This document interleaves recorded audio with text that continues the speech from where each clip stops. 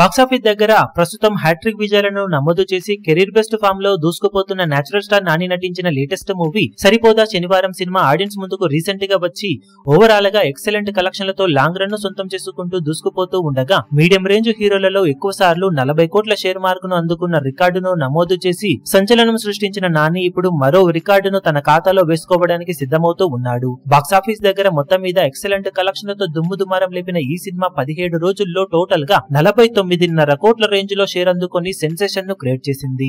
Box office దగ్గర ఇప్పుడు 50 కోట్ల సెన్సేషనల్ షేర్ మార్కుకు కేవలం ఒక్క అడుగు దూరంలో ఉండగా అన్ని అనుకున్నట్లు జరిగితే 18వ రోజు సాధించే కలెక్షన్లతో 50 కోట్ల క్లబ్ లో సినిమా చేరే అవకాశం ఎంతైనా ఉంది. ఒకవేళ ఆ మార్కును ఈ రోజు మిస్ చేసుకుంటే సినిమా వర్కింగ్ డేస్ లో సాధించే కలెక్షన్లతో 50 కోట్ల మార్కును అధిగమించడం ఖాయమని చెప్పవచ్చు.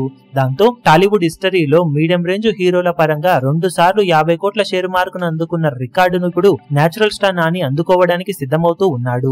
లాస్ట్ ఇయర్ దసరా సినిమాతో ఈ రికార్డును సొంతం చేసుకున్న నాని ఇప్పుడు మరోసారి 50 కోట్ల షేర్ మార్కును సరిపోదా శనివారం సినిమాతో అందుకోవడానికి సిద్ధమవుతూ ఉన్నాడని చెప్పవచ్చు.